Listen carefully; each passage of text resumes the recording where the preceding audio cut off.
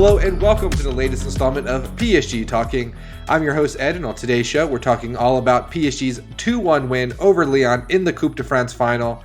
PSG win their 15th Coupe de France title in club history. We'll get all into that, but before we get started, let me remind you to go ahead and subscribe to this show wherever you get your podcast. Leave us a review if you listen on Apple Podcasts. Check out PSG Talk Extra Time over on Substack for premium PSG content.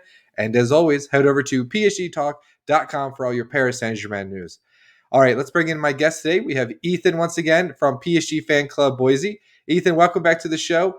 I want to, before we get into the match and everything, you just getting back, you got a little bit of a cold, but you were traveling in France. You were at the Parc des Princes for Kylian Mbappe's final match there. Just kind of talk about the atmosphere, what you did, just kind of enlighten the people, all things PSG when you were over there. Yeah, thanks for having me on again. And I was on my honeymoon. I got married last month. So I was, like you said, I was in France where we wanted to do our honeymoon. She wanted to see Paris, and we also went down to Nice and Monaco and did a lot. But as far as the match, things that stood out, great atmosphere. There have been a lot of, at least from my perspective, I was near the Boulogne side, basically at the corner flag right near the Toulouse Ultras or Toulouse fans. It was right near there. But from where I was at, a couple things. The Tifos looked very nice from where I was at. I was just a couple rows up from the pitch. So when you had guys taking corners, they were right there. And I will say this, the whistling and the booing towards some players, most people are mentioning how Mbappe got booed. It really didn't sound that loud to me. It's definitely, and I say this all the time, the vocal minority does not speak for the silent majority. So I just want to say that. Almost everyone was very appreciative of Mbappe going to that. Didn't love some of the booing towards Kurzawa and Soler and players like that. It's but I think it's known. We've got a little bit of a cutthroat fan base. So other than that, great atmosphere. Now that Mbappe, I wanted him to score today, but since he didn't score today, I witnessed his last PSG home game and his last PSG goal. Really fun. Was at Les Deux Stades. That's the two stadiums translated. The Ultras bar across the street from the stadium for a lot of the pre-match. If you're ever in Paris, you should hit that bar before you get into the park. And was just there. It was really good energy, really good vibes. And I always love to make a trip out there. I try and do it every year. And it took me a little later than I wanted this year, but I made it. Final home game of the year, I made it. And you were there. How was after the match, the celebration on TV? Like, I was getting goosebumps listening to it with that orchestra. They had the guy on the French horn. I mean, that thing just sounded and looked amazing. How was it in the stadium? Yeah, it was really cool. I will say this. I think, and this is a personal opinion, my buddy and I he's a Parisian native. He's born and raised there. He's the one that I always usually stay with when I'm going on these trips most of the time, and he's the one I've gone to every PSG match that I've ever gone to with him. He and we thought it dragged on a little bit, but I will say it was a good visual spectacle for sure. It was. I just think it went a little too long, personally. But the idea of it, I thought was really nice. Yeah, the orchestra out there, it was cool. The whole celebration after took probably an hour. Jeremy Mendes, we got it. He was there. Mendes was there. Was Sacco also there? Was he the one that I'm thinking of? I believe so. Yeah, I think he was there too. Yeah, so it was cool. It took a while, and we got home super late, and unfortunately, he had to work the next morning, but. It was really good. It was fun. Players. I was mostly looking to get those seats for the lap of honor at the end of the game after the title celebration. They walked around, so I was within 20 feet of the whole squad walking past me. So that was cool. Got some really nice photos there. I was most excited when I saw Luis Campos there because we just don't see him very often. He's not on the touchline very often. And I was like, yeah, that's my sporting director right there. So, it was really cool. Yeah, great way to end the season, even with that loss. But, we were playing 9 of the guys that were starting were not regular starters. So, obviously, we weren't too worked up about that loss. But Yeah, great time as always. Yeah. And for any international fans that maybe look down on American fans of PSG or whatever, just know it is not easy to get from Boise, Idaho to Paris, France. That is dedication. And then also shout out to Mrs. PSG Fan Club Boise for agreeing to go to the park on her honeymoon. I mean, let's give it up right there. I mean, that's incredible. So Yeah, dedication from you and your missus there. So I'm glad you were able to get over there and yeah. check out the sites. Yeah, Incredible. she was looking. Yeah, she really wanted to see all the sights. Eiffel Tower, Arc de Triomphe, Invalides, just all the Notre Dame, all the things there. But I just told, and we did a lot of shopping for her. Of course, she loves shopping. But I said, look, I'll even pay for the ticket, but you got to tough out one night at the Parc de France with me. I think she really liked Les Deux Stades, the bar before as well. So it was good. That was her first football match that she's been to outside of the U.S. She's been to an LAFC game with me before, but Very cool. so it was good. Yeah, I'm glad Did she. you were seeing some of the sites? One of the sites I always like, of course they've got all the ones that you mentioned. The Louvre is there.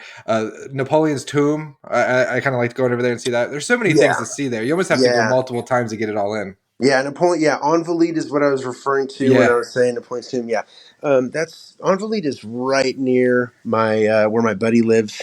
I Okay. think that's the seventh arrondissement. So yeah, I've been there. I spend a lot of time in that area whenever I visit. So yeah, it was cool. And then outside of the game, of course, but going down to Nice and Monaco was Oh yeah. super cool as well. Highly recommend if And you anyone's got ever out of been. town just in time before all the yachts come in for the Oh Monaco yeah. Grand Prix. I was there the week before. Yeah, so yeah, I just could not have physically afforded to be there. Oh yeah, Just yeah. financially, just it's just so expensive to be It's there expensive this in weekend. general, but I can only Yeah, imagine just the obscene amount of wealth yeah. that's there for the Grand Prix. Yep, yep. But I did. My eyes did gaze upon the phenomenal Stade Louis de of AS Monaco down there. So, it's a nice little stadium. Yeah, the architecture's cool. It really is. It doesn't get the credit because it's Monaco and their fan base, whatever. But it is a Yeah, really cool visual stadium. Like just looking at it, it's really cool. yeah, yeah. It was neat, but yeah. All All right. Well, right. we'll have to do another podcast on all your travels and travel tips and all that for friends, people going over. I I'm actually surprisingly get quite a few emails like, "Hey, I'm heading over. What should I do? How do I get to the game?" So maybe we should do a podcast all about that. okay. Yeah, that wouldn't be bad. I'm definitely not an expert, but I can share a little bit of Yeah. insight. It's mostly just me. I'm just going to be repeating what my buddy, who's a lifelong Parisian, Yeah. told me. So, really, if I give you any advice on PSG matches, I'm really just taking it right out of his mouth. You So, know who'd be good? We haven't had her on in a long time, but Pola, who's come on. I think she's in our Discord channel. She's like a travel writer. She might be able to come on and give people and a season okay, ticket holder. Yeah, she yeah, might be good. Anyway, we'll put a pin in that. That's a good idea for a future podcast in the summer when maybe not too much is going on. But let's get into this match. So PSG, they defeat Lyon 2-1. Um, Goals from Ousmane Dembélé and Fabian Ruiz, both in the first half, both off of crosses, oddly enough, which we just don't see that too often. And then in the second half, O'Brien for Leon gets on the end of a corner, and our defense is just not there, not doing what they need to, just not good enough in the air, as we've seen several times this season. And so they get one back, but PSG, they hang on for the 2-1 win. They win the Coupe de France. Let's just start there. What were the positives in this one? What did you like in this win for PSG? yeah. Bunch of chances created. I think the expected goals was over 3, so we really should have got a third at some point, and that would have made it real comfortable. Yeah, a lot of chances created. We did really, really well to get behind their defense a lot of times, even with Mbappe playing centrally. And when he's a winger out on the wings, he can use his speed to get behind the defense a lot. But Bradley Barcola did an excellent job at doing about the same things that Kylian would have been doing, and yeah, got behind their defense very well, crossed very well, which you and I are always talking about how we wish PSG was better at crossing and scoring like the way that Zlatan and Cavani used to with their head very often. and we saw. I mean, it looked like 2016 PSG out there a little bit sometimes today. So loved that. Um, Ruiz in the first half was very good. I felt like he made me a little nervous every time he touched the ball for a lot of the second half, but Vitinha was phenomenal. He even contributed defensively a bit, but just as far as, I mean, he's quickly turning into a phenomenal Verratti replacement. So love to see that. Mbappe didn't score in his final PSG game, but he, I think we can give him at least a little credit towards on the goals, probably drawing defenders in, even though they're not really looking at him as an aerial threat. But um, I think we were able to get out wide a lot easier pretty often because the way that teams defend a bit more centrally when Mbappe is playing there as a nine. So that was really, really good. Let me think. Donnarumma with a couple big saves. What stood out to you? I think you hit on a lot. I mean, from the attacking perspective, you probably can't ask a lot more of PSG almost from like the kickoff. PSG had possession, and then Mbappe immediately gets behind the defense. He wins the corner, and there's an opportunity off the corner where he's at the back post. I mean, that sort of set the tone, and it was just wave after wave of attack. I thought Lyon in the first half did a good job of staying compact, and they were able to deflect some shots and break up the final pass from PSG. But PSG didn't let that get them down or anything. They still kept attacking, and then they eventually through Dembele, they got that goal, which was off the cross, and Leon just kind of switched off, and he was just wide open at the back post and just like doink, just a little. I think I probably could have scored that header. It was just so easy for him. I think it was Nuno Mendes who had the assist there, and so yeah, we don't see that too often. And then Ruiz, I called it kind of a scrappy goal because it was a cross that came over, and his initial header was saved, but he stuck with it and just kind of swung his foot and was able to score through the 5 hole of the goalkeeper there for Leon. So 2 goals is all that they needed. I really like that. I thought Vitinha, again, it's every game. He's so consistent. He's just such a good player. You say Verratti replacement. I mean, can we talk about maybe he's better than Verratti? Can we have that conversation now? Is he better than Marco Verratti? He's a little more attacking minded, Okay. but it honestly feels like he's already. Would you rather have prime Verratti or this version of Vitinha right now? Prime Verratti, but this Vitinha is very good, and I don't like to be. I don't like to be what do you call it, a prisoner of the moment, where you're just Mm-hmm. thinking now is.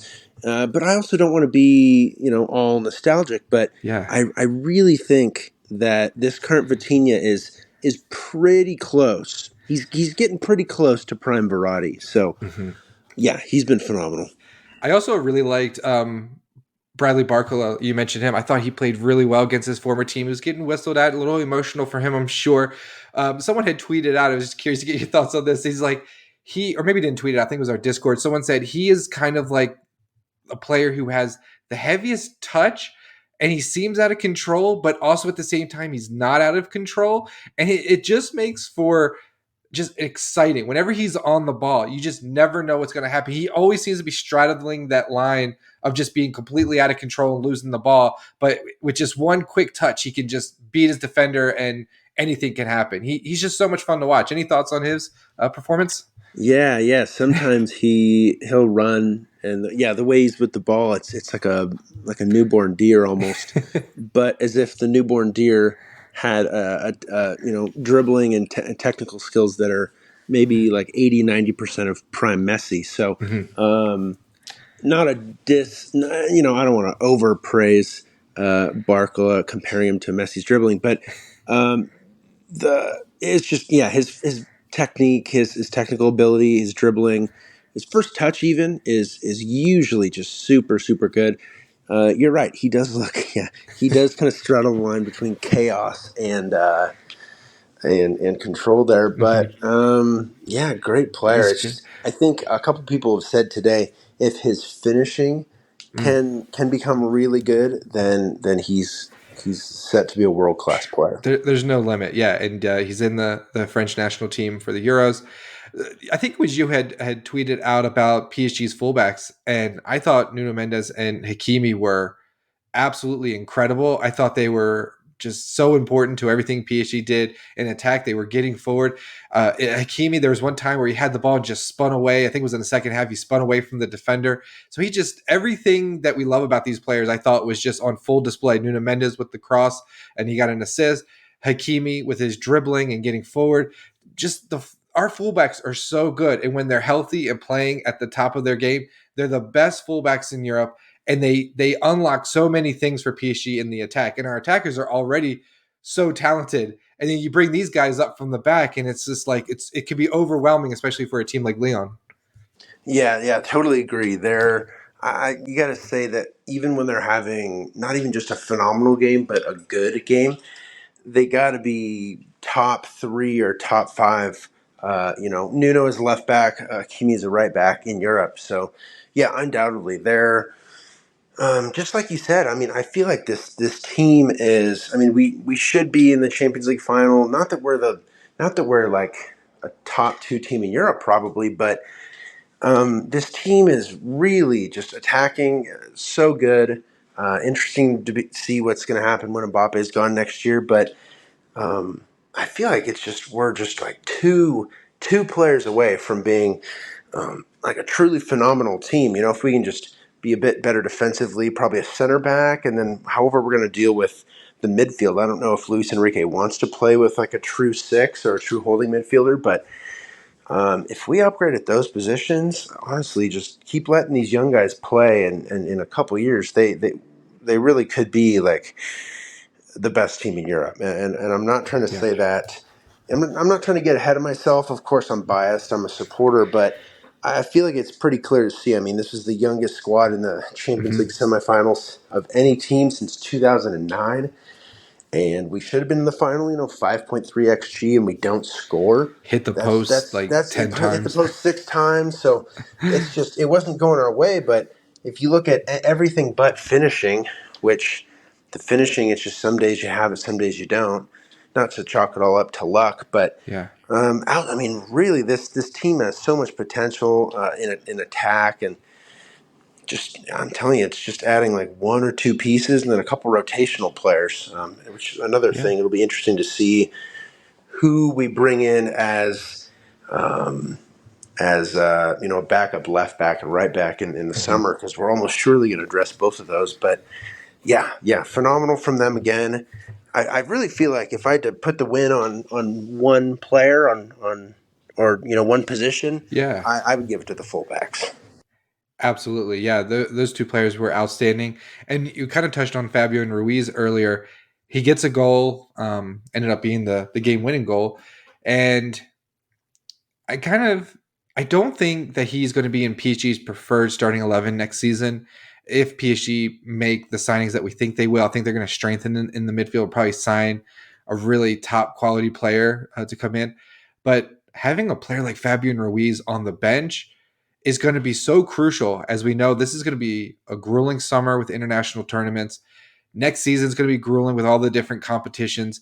We need to have a player like Fabian Ruiz. So he may not love going to the bench, but if PSG can bring in a player who's even better, and then you have that kind of quality on the bench waiting, or someone who could come in and play, due to injury or something like that, I just think moving forward, Fabian Ruiz is going to be so important. He seems to get Luis Enrique's system, and so I hope that he can just settle into that type of role, because I just don't think that he's going to be in our starting lineup next season. Yeah, it's a good point. I don't think he will either, but you're right. He's going to be a great. I mean, in matches where we're going to rest guys, Yeah. he's going to be great to come in and start in those games. And I think he'll still get plenty of minutes next year. And the thing is, I think expectations from players coming in are kind of important. If you played Mbappe the same minutes as you played Dembele this year, I think Mbappe would rightfully be a bit upset. The same way that I don't think Ruiz came in thinking. I mean, he was in the same transfer window as Carlos Soler, Renato Sanchez, Vitinha. Might be missing one person.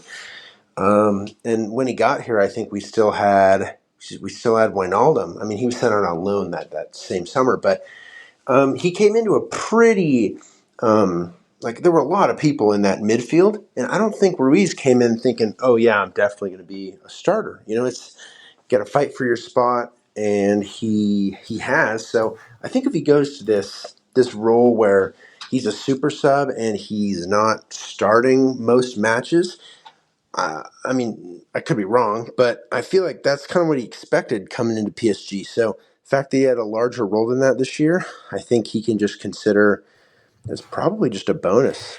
Any other things that you like before we get into the negatives? Because I've got quite a few negatives. Hmm.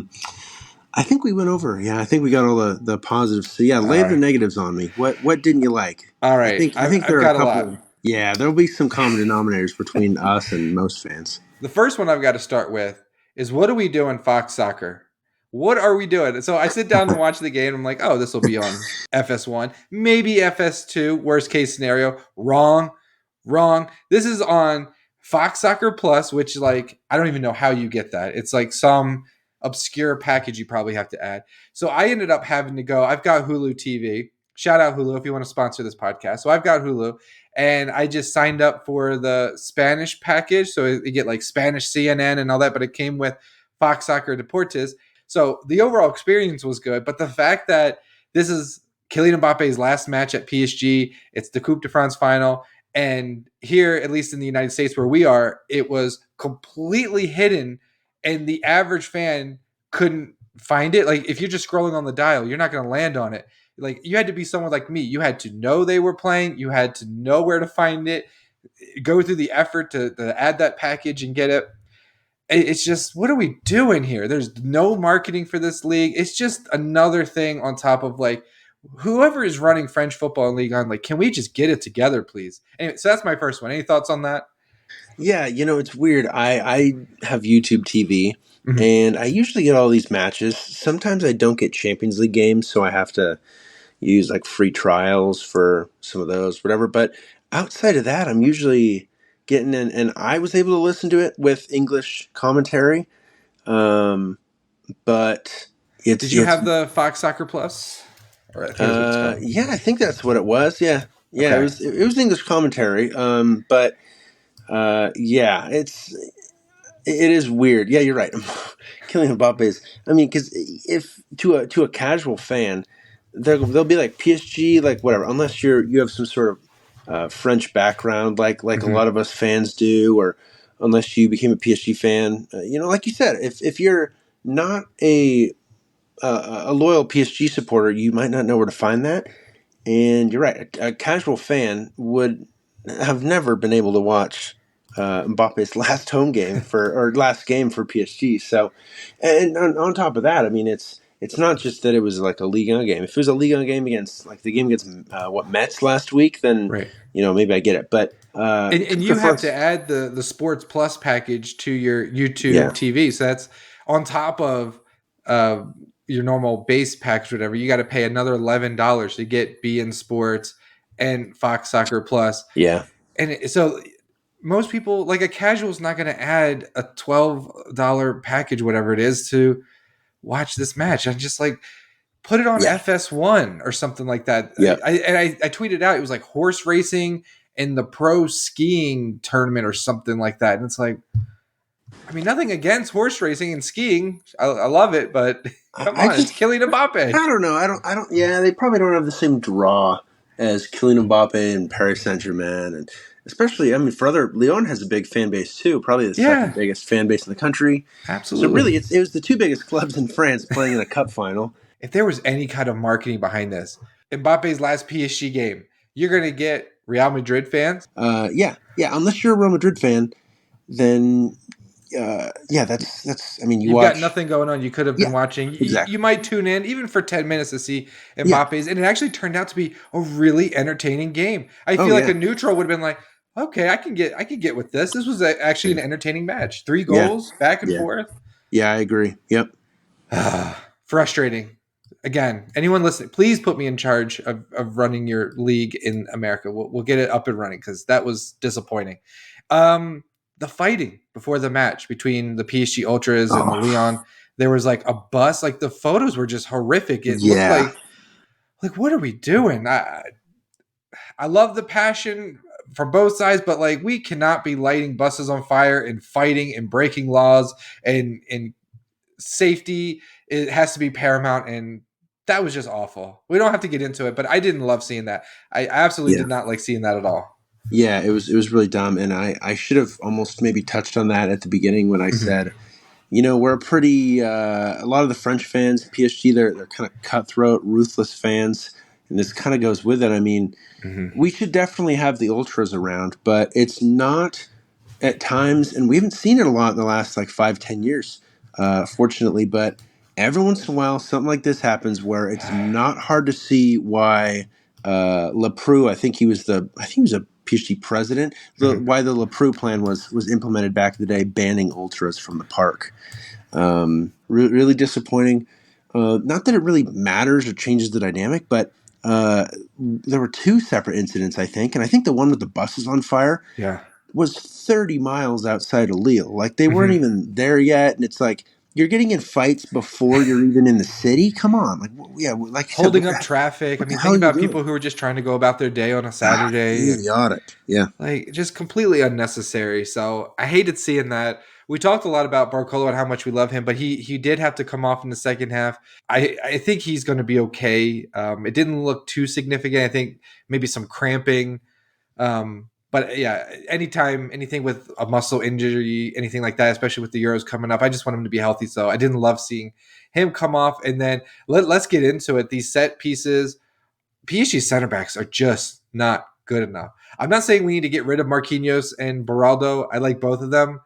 I just don't know if they should be our starters, like hard and fast. These are our starters at center back because it's just every match, every time a set piece, the ball is up in the air, you just know it's going in the back of the net because our players just, I don't know, they lose track. They can't jump in the air and head the ball away.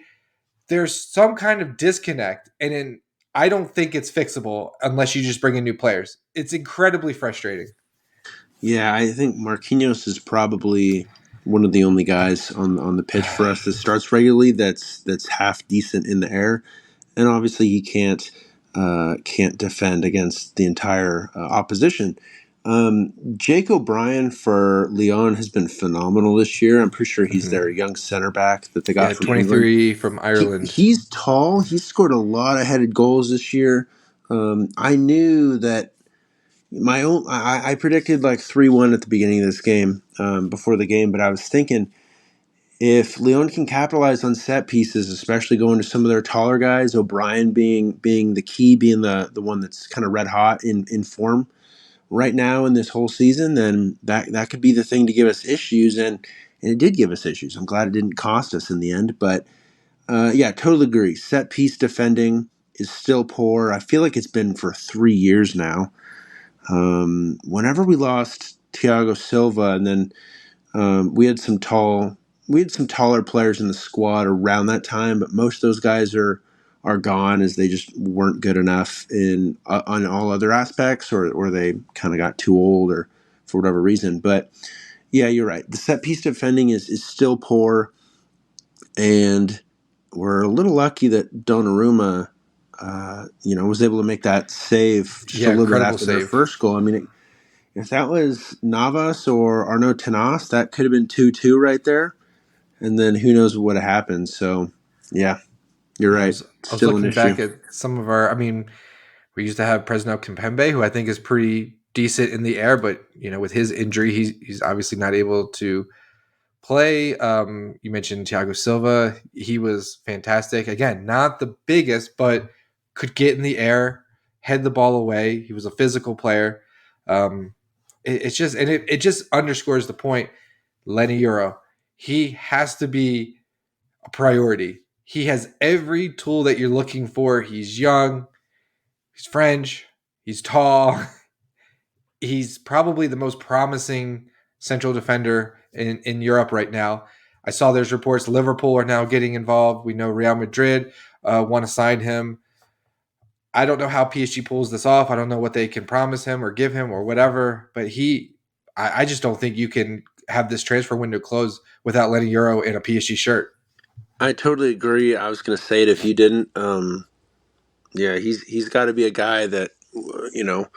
I would hope that he wants to come to PSG more than anything. But if it's a scenario of, hey, like I would love to play for PSG, or then names a couple other teams, Real Madrid, Liverpool, whoever. If it's at that point, then we got to promise him. I think the pathway to being a guaranteed starter and first team football all the time is much clearer at PSG. Yes. Our wage bill, no one's wage bill is going down more on June 30th than PSG's. So we're going to have like $100 million Hang the freed up. banner. What'd you say? What'd you say? I said, hang the banner. Our wage bill is Oh, going down. oh, yeah, hang the bit. Yep, put that trophy in the cabinet. And so we're going to have more money than we're usually accustomed to for paying salaries. So I really only want like two big signings this summer. I kind of just want everyone else to just let this team keep gelling.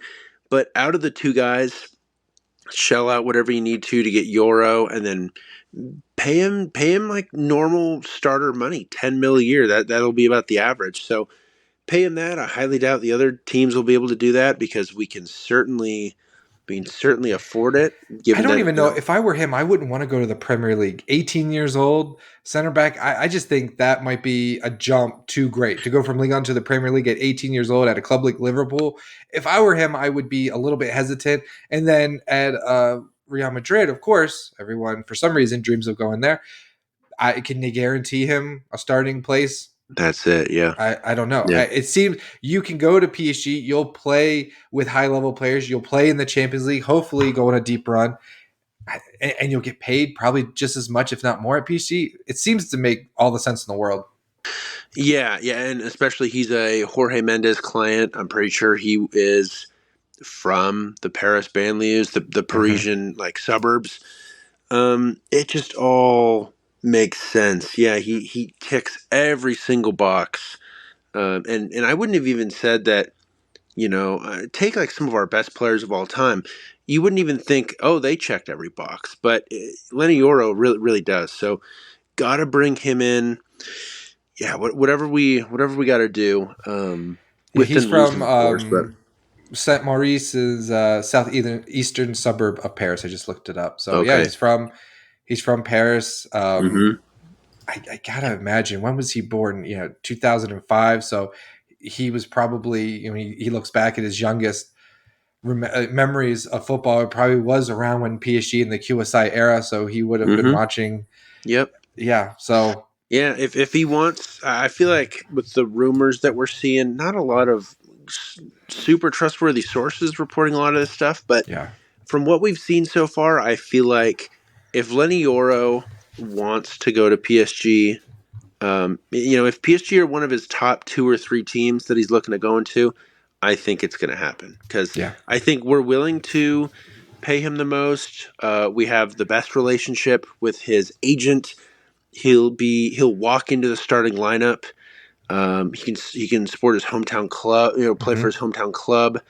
It's just, if he wants to go somewhere else, then it wasn't really meant to be. Because if a yeah. fit like this works so well for PSG, and the player still doesn't come, then I feel like it just wasn't meant to be. If Yeah. you'd have to wonder, if he came here, would he even be putting in 100%? Is he ready to fight for the badge when everything seemingly would have worked out so perfectly? So if we get him, great. Then I think it's perfect fit, and he earned it. We earned it. But if he doesn't come, then obviously there's just naturally going to be guys that are more committed and more willing to fight for the badge at PSG. So either way, I'm not too worried. But yeah, it'd be great if we got him.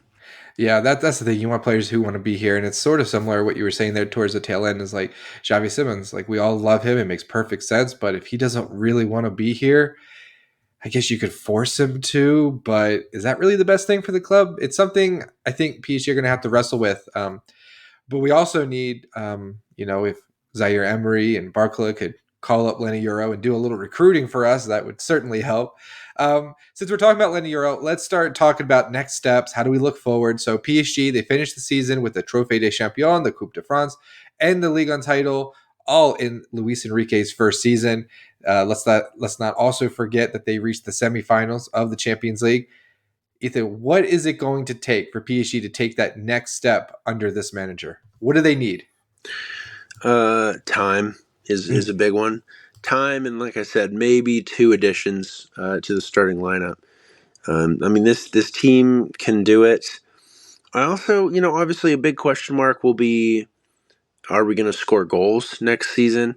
I'm a big Gonzalo Ramos fan. I mean, if you're going to rely on the eye test, then I guess you might not like him a lot, but none of us are professional scouts, so I don't know why you'd possibly trust your eye test when the numbers so starkly tell a different story. He's one of the most proficient goal scorers in Europe this year. He's scoring more goals playing second fiddle on a team that can't cross uh, than Victor Osimhen is at Napoli. And Napoli were bad this year, but it was their defense. Their defense was terrible. They scored more goals than Juventus, and Juventus finished in a Champions League spot. So you look at Victor Osimhen and you look at Gonzalo Ramos, solely from this season, Gonzalo Ramos, I think, would have to have the advantage. And then, of course, we already have him. We don't have to pay 100 mil for him, 100 plus mil. We don't have to, we're already paying him. He's already on the payroll. I think he's like 2 or 3 years younger than Victor Osimhen, maybe more. To me, I feel like it's a no-brainer to just kind of let him figure out his place as a 9 for us. I feel like he could end up being Cavani-esque, although I'd say Cavani was probably a little quicker and more athletic. But so I don't think he'll reach the heights of Cavani. But as far as being like an elite, maybe even at some point at the fringes of world class striker, I think he can get there.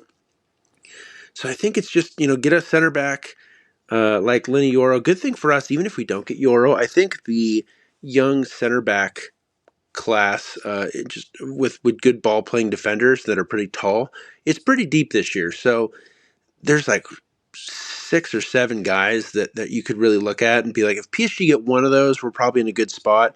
It'd be nice to get who's probably the best one of them in Euro, but one of those 6 or 7 guys that I think I've made a list on it before, but I think Scalvini, is he one of them? You've got, I don't know. I could go. I'm spacing it on the top of my head right now, but there's a lot of guys. It's a pretty deep class, so one of them's got to be at PSG, and then probably just a midfielder, or if because I want Luis Enrique to like Manuel Ugarte, but I'm not sure he does. So just getting that last midfield position, because like you said, it'd be good to upgrade on Ruiz. If we get one midfielder there, and I was saying for the longest time, no, let's just stick with what we got, but and let the midfielders develop because they're real young. They're the youngest part of the team.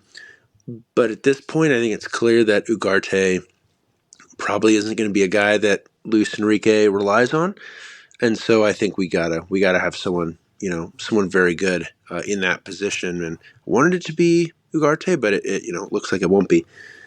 Other than that, just time. Let these guys cook. Of course, Luis Enrique. If you look at managers in world football, he's probably in the second tier of talented coaches. There's probably the Ancelotti and Pep Guardiola probably at the top. Maybe one other guy, and then below that, that's probably the second tier below that is probably where Luis Enrique is at. So I don't think that we need the best coach in the world to win the Champions League. I really don't think we need it. So just let him develop. I think it's crucial that we get an extension done for him this summer because he only signed a 2-year deal when he signed on as manager. So if we don't extend him this time in a year, he won't be manager basically. So extend him, just let him cook, and then bring in 1 or 2 guys. So many people won't have all these grand ideas for the transfer window. And historically, Champions League teams don't win. The teams that win the Champions League are not the ones who just signed 8 new starters in that summer. They're the ones who got those guys a year or 2 or 3 ago, and you make 1 or 2 additions. I mean, look at Man City last year. I think they added the year they won the Champions League. Yeah. I think outside of Holland, they might have only added 1 other starter. So they had 9 of their starting, 11 guys returning, and it's just the chemistry is huge in this sport. I mean, if we're switching up who we're getting every time and we're willing to throw guys to the waste bin just so quickly, then we're never going to develop a team with good enough chemistry. I mean, we saw, and I'm going on about this point a Yeah. little long, so I'll end it here, but we saw the beginning of the year. I mean, remember when we lost 4-1 to Newcastle, and then Hmm. we barely scraped by them in the second game with that draw off that penalty, even though we should have been awarded 2 penalties before that. But like we were not good in the Champions League group stages, and then clearly by the time we played Sociedad a couple months later, really polished. Sociedad not the greatest opponent; they'll be in the Europa League next year, but beat a decent opponent, and then Barcelona was my dark horse to win the Champions League this year, and we ended up beating them by 2 goals on aggregate. Barcola, who none of us really thought of that we'd sign a year or two before this, he masterfully got Araujo sent off, and from there the tides changed once he drew that foul because he was in and away on goal there. Once he drew that, then we kind of took control of the tie. So you see against these top 5, top 10 teams, I'd put Barcelona in probably the 5th, 6th, 7th, 8th range as far as teams. We were able to handle them with an extremely young team. So just let these guys, if these guys even get 5% better next season, then who knows? Maybe we're in the final next year. So yeah, elaborate response, but those are my probably 3 main points. No, and I'm glad you went long. I think that is so smart. I didn't even think about that, but you're right. In order for this team to take the next step, it's got to be time. Every PSG supporter, I think, would agree that the club is heading in the right direction. Everything we've always wanted them to do, they're finally doing it after a decade of making mistake after mistake. Hollywood FC is finally over, especially with Mbappe now moving on. We'll get to him next, but there's a whole new era. There's an emphasis on developing younger talent, playing the type of football that Luis Enrique. We're not just recycling managers anymore. He seems to be kind of ingrained in the club now, following his vision, Luis Campos's vision. So I think you're right. It's just time. I think we've talked about it with Lenny Euro. The center back position absolutely needs to be addressed. And maybe you sign one more midfielder. And then maybe you just kind of sit back and say, you know what, if we hear that a player really likes us and we really like them, maybe we go and we do that deal if we think it makes sense. But I don't think we need to sign, like you said, 8 players in a transfer window. Let's just sign the players to fill the holes that we have in the team, and then continue to develop. Because I think a player like Beraldo can be good. I think he has a lot of quality. He just got here in January. We can't be so quick to just dismiss him. He Yep. struggled here lately, but let's give him a summer. Let's give him a preseason. Let's give him at least a full season, for crying out loud, before we make our judgment on whether he's a bust or not. We've got Moscardo is coming in from his loan. Everything I read about that kid is just special, but he's not going to just be incredible from day one. He's going to take some time. He's a young kid, a defensive midfielder. He's going to take time. And I think we've made the right signings. We invested in youth. Now we need to give them time, because if you look back during the QSA era earlier on, we got rid of these young players. We let them walk, and look what they've gone on to do at other clubs. Kingsley Yep. Coman, for example, at Bayern. So we can't be so quick to move off these players. We have to also understand that this season was a bit of an anomaly. I don't think it's fair to expect that we are going to win 4 trophies and get to the semifinals every season as like the bare minimum. Next season may be a little bit of a disappointment from a trophy and where PSG ends up in the Champions League. And I think that's okay. As long as we're seeing the continued development and you see players progressing and they're getting better and better, like we've seen with Vitinha, if we see that, I'm okay with maybe not winning the Coupe de France, because the following season, with maybe a couple more additions, like you said, this team is going to gel and come together, and we're going to do special things. But that's such a smart thing you said. Yeah, thanks. Yeah, that's a good point that you said.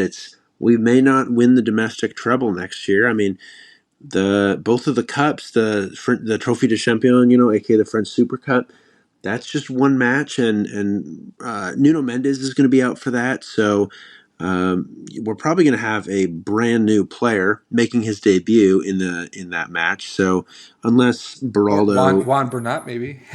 Yeah, maybe actually. Yeah, maybe. I mean, we'll see. We don't know what's going to happen with the left back position there because Nuno is going to be out. So maybe we don't win that. And like we all know, the Coupe de France is volatile. It's single elimination. I mean, last year we saw us screw up again. Mbappe was hurt, and he historically owns Marseille. He wasn't able to play in that match, and we put up a freaking dud. They just put a low block on us, and no, Messi and Neymar weren't able to get behind that defense, partially because they kept playing so deep, and it's probably not their fault. But yeah, it's just anything can happen in these cup tournaments. But the goal next year, win Liga again comfortably. Let's wrap it up.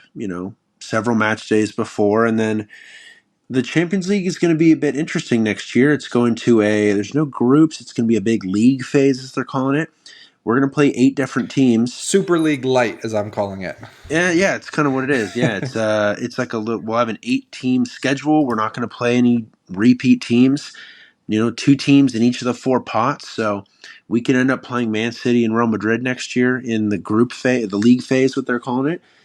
But we'll have 8 games, and I think the goal there is let's finish in the top 8. That gets us, straight to that's essentially you're a group winner. So you go to the round of 16, and you'll be seeded opposed to, against the other, what's essentially going to be the runner-ups. So let's just start with there. It's win Liga again, one game at a time, and then just focus on those 8 games in the league phase are going to be crucial, of course. The only ones that are really going to matter in the fall. So yeah, just you're right though. We might not win the domestic treble, but it's about seeing progress. I think just at PSG, yeah, we're so trophy focused, and it's about win now. We've been in win now mode for so long, and obviously that kind of hasn't worked. As we've seen all these young guys disappear and go off to Mike Maignan, Kingsley Coman, and Kunku's been hurt all year, but he obviously is extremely got Aston talented. Villa in the Champions League. Diaby, yeah. That's crazy. Kind of forgot that they finished 4th. Yeah, a lot of players like this, and it's just, yeah, I don't know. Our expectations are always so high here, but you're right. It might not be a domestic treble again next year, but that's fine. I mean, we don't have to. Our dream would be the year we win the Champions League is a treble or quadruple if you count the Trophée de Champion. Mm-hmm. But statistically, that probably won't be the case. So it's fine if we don't sweep everything. It's like I said, just the progress, focusing on making progress and improving every week, every match, every month is more important than the result most of the time. So yeah, and connected to all of that, like I just don't think it's realistic to expect a domestic sweep. We're talking about this league that's gotten better year after year. Monaco finished second. Brest are in a Champions League spot. Nice always have really good players. We just saw what Lyon can push us in a cup final. You have to believe Marseille is going to be better. And then, you look at this season as a whole, PSG were incredibly lucky with injuries. I know Lucas Hernandez went down, but that was sort of later in the season. And so PSG as a squad really stayed healthy for the most part. We haven't really seen that in recent seasons. So yeah, can you expect them after a summer of the Euros and the Olympics? And all the other international tournaments, I don't even know all of them off the top of my head, but pretty much every PSG player feels like is going to be traveling abroad to represent their country and then have them come back and then this grueling domestic campaign and this bigger Champions League. I hope it doesn't happen, but I just can't imagine we're going to go through this campaign this next season unscathed. And so injuries are going to be part of the game, and this league is getting better, and we're going to have younger players and no Mbappe. So I think while we're all excited, we do have to temper expectations. And sometimes you have to take 2 steps back before you can move forward. And maybe that's what we need to do in order to develop. Maybe take an L on the chin, but get valuable experience for these young players. So we will have to see how that all plays out. Ethan, I got a couple more questions for you as we wrap up, kind of talking about this past season as a whole. And you can give me 1-word answer or a couple sentences, whatever you want. But I want to know, who was your most improved player this season? Has to be Vitinha. Yeah. There's really no other answer. For a second. I won't dwell on this too much. I'm going to try and think of someone who, if it isn't Vitinha, say Ruiz also improved a good amount. Mm-hmm. Let's see. It has to be someone who was here the year before. You could go Zaire-Emery. That's what I was going to say. Yeah. Okay, Zaire-Emery. Yeah, that'd be a good shout. It felt like he was a pretty consistent, like 7 out of 10 player this season. Especially in the I should say in the second half. In the first half of the season, he scored a couple really clutch goals. But the second half of the season, it didn't feel like he felt. I'm not saying this in a bad way, but he kind of felt invisible at times. I think that's just because of the way that Luis Enrique plays. I mean, he maintained possession for us. He wasn't losing the ball in big moments. He was just real consistent. So. Yeah, he was one of the cogs in the death by 1,000 passes kind of thing. I would also say I think Donnarumma got a little better with the ball at his feet this year. I'll say that less big mistakes. He's still making them, but less big mistakes than previous years. But yeah, overall, it's definitely Vitinha. Who was the worst signing from the last summer, and in January, if you want to put Brado in there? Who's the worst signing or most disappointing? Yeah, it's Kolo Muani for me because he was $90 million, 90 million euros, excuse me, and if you had to take transfer fee out of it, though, just performance based. Oh, okay. I'll try and remove. He might still be your answer. Yeah, he's got to be top 2. I'm thinking maybe Milan Skriniar.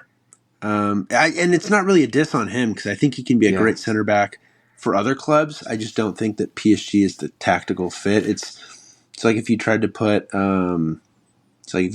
Brock Purdy on the Chiefs or something. You know, he's not a gunslinger like Mahomes kind of a thing. So just a tactical fit. Don't think it was the greatest move. At least we got him on a free. So if we lose him, then I know you said transfer fee aside, but at least I don't know. His wages are pretty high, but yeah, it's still probably Kolo Muani for me. He actually scored a lot of goals in the beginning of the season, and he got a good amount of assists. But I would have to say from November onward, disappeared. He was so bad. Yeah, he just couldn't get into the team. I mean, you could put Ugarte in there, but he's had his moments. It's just maybe he's just not the type of player Luis Enrique likes. Yeah, kind of the same as Skriniar. I feel like I might lump him in the same, which is why I think there's good players there. There's a player in each of those guys, but maybe just not for Luis Enrique for his style. But yeah, Kolo Muani was, and I'm wary now to sign attackers from the Bundesliga because I feel like that league, the midfields are so good, and I feel like they prop up the attacks, and the defenses are also comparatively poor. And so I see a guy go off in the Bundesliga, and I wonder, like, well, could they do that in Liga, Serie A, or I'll even just go Liga or Serie A because I'm going to remove probably Spain and England because they're probably the top 2. But I just wonder, like, can he even do it in one of these, in one of those leagues? So yeah. Yeah, hopefully, maybe the Euros will be good for Kolo Muani. We'll have to see if he's even in the starting lineup discussion for France after such a disappointing season. So I think we agree on that one. Do you have a goal of the season? One that stands out to you, whether it's a moment or just pure skill? Is there a goal that you like? Okay, my 2 favorites that just when I think of goals that I've loved this season, Zaire-Emery against Dortmund on match day 6 because that was probably the single most important goal of the year. And that was mine as well. That's the first one I thought about. It was actually a decent low kind of shot, and it was a worm burner. Yeah. Without that, we're in Europa League. Yep, no doubt. And then my favorite goal was probably Gonçalo Ramos's first goal. First PSG goal, that header. I think he got kind of low for it. It was a bit of like an awkward header, but he did really well to get the meat of his head on it against Marseille. I think we beat them like 4-0 that day or something like that. And Mbappe came off after 30 minutes, and then Ramos got a brace. So I personally, I've talked about this a lot. I love headed goals. It's like my favorite way to play football. Yeah. Even though, like when I played football casually, I'm not good in the air. But it probably hurts that I usually play as like a left back or something like that. But um, I love headed goals, and that one, and then the one that Ramos got, I'm forgetting the opponent. Just a couple weeks ago, the really late one to salvage a draw header, like go coming off the back post. It's just an Oh yeah. unsavable header. Who's that against? Like Ren or something? I cannot remember. I'll But have to look it up. But I know the goal you're talking about. I just can't yeah, remember the opponent. oh, those are just so satisfying to me. Love those. I also think back to a Vitinha outside the box goal and an Mbappe Oh, outside the box goal from. you took that was my other one, That was Vitinha, yours, yeah, because at the yeah. moment it was 4-3 if I'm not mistaken. Barcelona had the advantage. It was midway through the second half, and Uh-huh. Vitinha gets it off a corner. We take a short corner, and Yep. Vitinha for some reason is wide open. And I love a Vitinha banger from distance. And again, it was a low shot, and Oh that leveled man. it on aggregate. It was such an important goal that PSG needed. Yeah, That one in the Zaire-Emery, my favorite goals. I was watching that Vitinha one on the plane before I was flying down to Arizona to get married. Yeah, Or no, that was it was the return leg, so it was on the way back. yeah, I'm yeah. sorry, but yeah, it's funny. Both those games I had to watch on the plane, but yeah, on the plane, and I had to be quiet as I'm sitting next to like a middle aged man.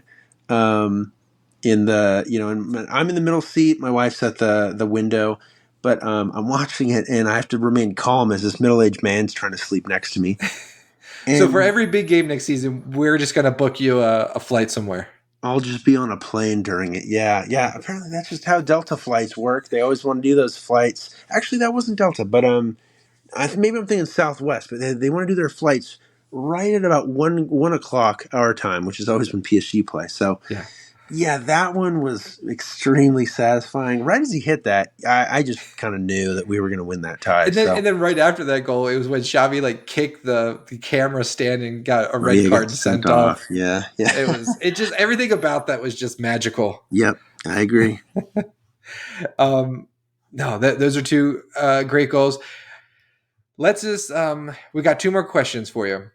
We talked a little bit about transfers. Let's take Lenny Euro out because I think he's both are like top of our wish list. But in terms of transfers, maybe a little bit off the radar. You said maybe you would do too. So if you've got Lenny Euro, who would be that second player that you want PSG to sign?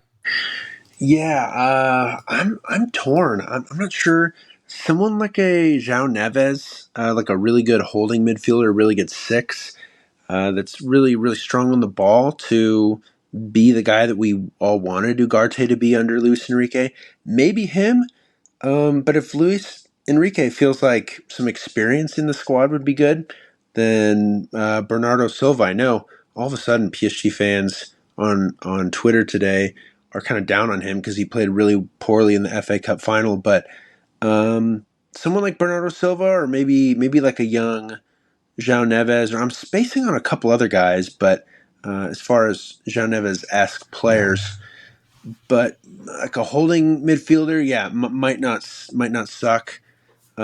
I guess part of it sort of depends on whatever happens with Javi Simons this Hmm. summer as well. To me, it seems like you said earlier, it seems like it makes sense. But if he doesn't want to be here, then of course, it's in our best interest to let him leave, probably on loan, because then we can sell him the next year, and the transfer fee reportedly doesn't go Yeah. to PSV. But I think kind of depends on what the Javi Simons situation is, but Is he maybe is he like doing this? Like, does he want a new contract from PSG? Like, he's like, okay, I've proven it. I'm ready for my big contract, and he wants to get a wage increase, maybe. oh Like, I'm yeah, trying to think, what would I he haven't be thought doing this about that. for? Yeah, I haven't thought about that. I mean, if he that's really what he wants, then let's put him on 10 mil a year. Like I said, our payroll is going to be 100 million down, and it's too high currently.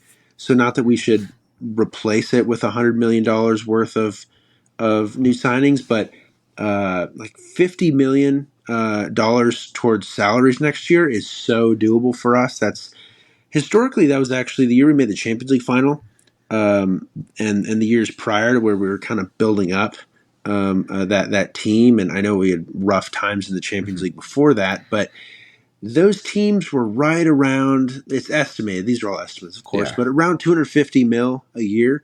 as salaries, and right now we're at about 300.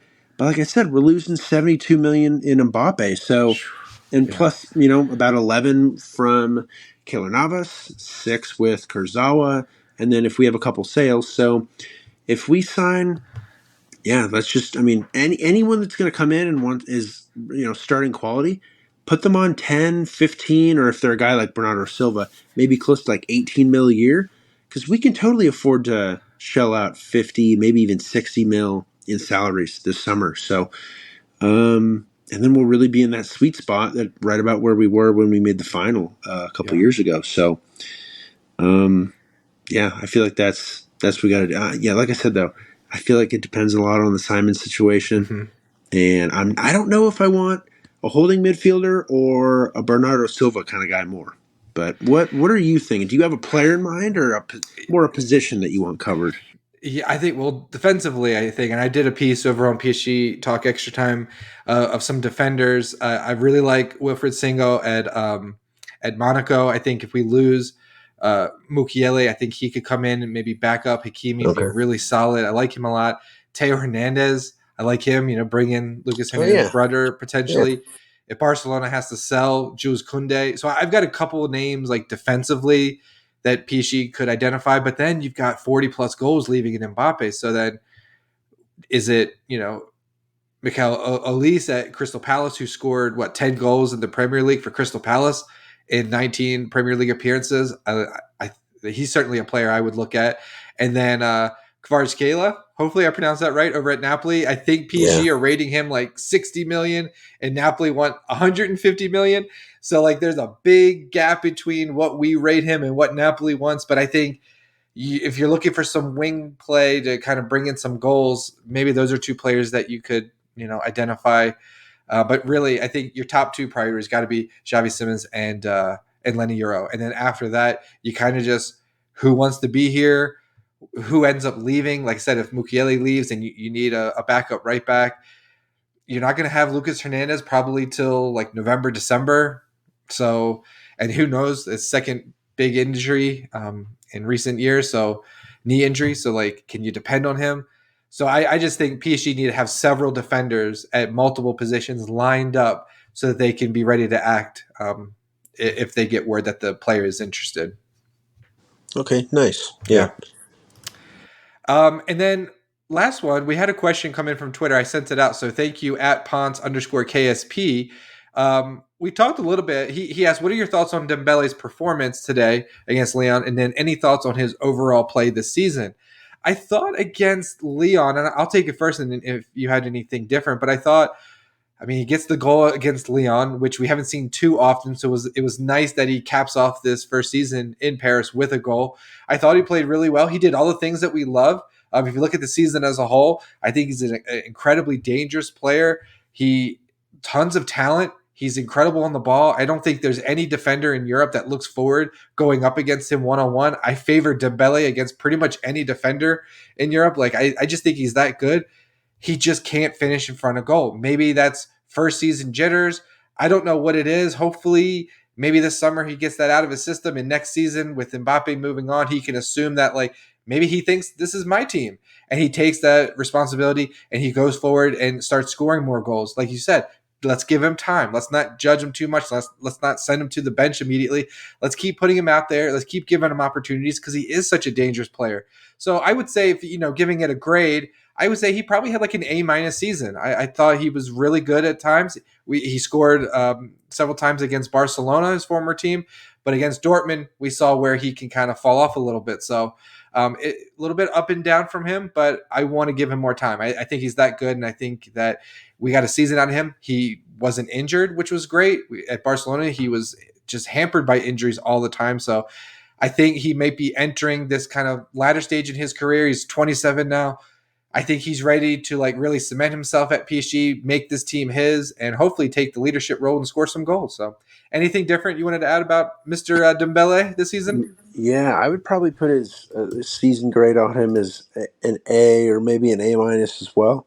When you look at chances created per 90 minutes played, basically the rate at which chances are being created, I don't think anyone in top 5 leagues in Europe surpassed Dembele this year. He had to have been top three, I would imagine. So as far as a chance creator, just phenomenal. He put in some better crosses towards the end of the year as well. For example, the one that was he on that basically the assist to Ruiz later. It's not counted as an assist, but yeah, It's like actually a he did. hockey Yeah, assist. Hockey it assist. wasn't. Yeah, it was a hockey. Yeah, where well, so he won't get the assist because the shot that came from the cross was saved, even though Ruiz hit it in on the rebound. But he created that. Yeah, chances created. Probably no one better in Europe this year, especially in Liga, which is statistically the most defensive of the top five leagues. I think you saw the least amount of goals scored, and you see heavy low blocks, which good thing that he's used to because La Liga is probably the next heaviest low block league of the top five. So yeah, really good stuff from him. Thought he had a great season, and then today, yeah, he was real good today as well. I think we really won the game from the fullbacks and the wingers today. So, yeah, big props to him. Yeah, and thank you for that question. Yeah, always good talking about Dembele. Looking forward to see what he does in his second season at PSG, and also what he does with France this summer at the Euros. So a lot of football still to come. It seems like the season's over, but as we all know with football, the guys don't get too much of a break. We've got those international tournaments to look forward to. I just kind of want to end this show, just kind of wrapping it up with Mbappe. I don't know if you saw the video, I retweeted it. Some of the players, Luis Enrique, lifting Mbappe in the air, sort of like David Beckham that we saw when he played his last game, just kind of throwing Mbappe in the air. I really love to see that. And then after the match, Mbappe was quoted as saying, I thought a lot when I thought about the past few years. When I tell myself it's over, my heart hurts. What I had here, I will never find anywhere else. I think there's been some criticism that maybe Mbappe didn't show as much emotion in that final game that you were at against Toulouse at the park. But I think when the dust settles and he makes his decision and he's going to Real Madrid, I think he will look back fondly on his years at PSG, and I think he really is going to miss it. And that's why I'm not saying I'm closing the door on Mbappe at PSG forever. I think he'll go to Real Madrid. He'll play several years there, but I have a feeling we'll probably see Mbappe again in a PSG shirt. Just any final words on Mbappe? Yeah, I think people have been too critical of him. Yeah, he doesn't show a lot of emotion. I kind of resonate that with that though. Yeah. I've thought some of, and of course, not that I've ever played a farewell match at the Parc des Princes, but in some of my, you know, I played college sports, but I was by no means like a good athlete. But I think back and I think if I were in his spot and no, it was me, I think I might have been the same way. And I love PSG. I know he loves PSG too, but I think it's a bit different for a supporter compared to a player. But I really don't blame him too much for not showing a lot of emotion because I think just trying to say like, oh well, he should be feeling this or he should be displaying this. It's like we don't know, we don't really know these players. We don't know anything about their personal lives. We're not part of their family or their friends or their spouses or their children, and so we really don't know how these guys what's going on in their head. So I don't blame him too much for that. And then if the news that he and again, you could definitely argue that Nasser blackmailed him into this, but forfeiting the loyalty bonus to, back at the beginning of the year to get back into the first team, even if it's through blackmail from Nasser, which don't get me started on my opinions of Nasser as a president. There was it looked like the Mbappe and Nasser did hug on the podium Okay. after the match, Oh, and they were smiling. the one just now? Okay, Yeah, yeah, I haven't seen any photos or anything from post match. I'm gonna have to go hmm back, but yeah. yeah, okay, interesting. But I think if he does give up, if he truly did forfeit that loyalty bonus, let's just pretend that was a 60 or 70 or 80 million dollar transfer fee, but we got to keep him for this year. That's how I'm going to think of it. And it's, we had the chance to sell him in the past, and Nasser kind of blew it. So we dug our own grave on that one. And at this point, I don't blame Mbappe for thinking that, uh, you know, I mean, he doesn't owe us anything. So if he really did give up that loyalty bonus and some money went back to the club, then I respect him a bunch for that, because he could Yeah. have definitely just kept that money and ran. I highly doubt you can even sign something as an agreement of, oh, I'm going to give up my loyalty bonus to come back in the first team. I don't think a document like that is exists or is legal. So Hmm. if all those reports are true, then big respect to him. I would say even the most pro Mbappe PSG supporter couldn't say that they loved how he's handled transfer rumors the last 2 years, but Yeah. other than that, I really don't have a bad thing to say about the guy.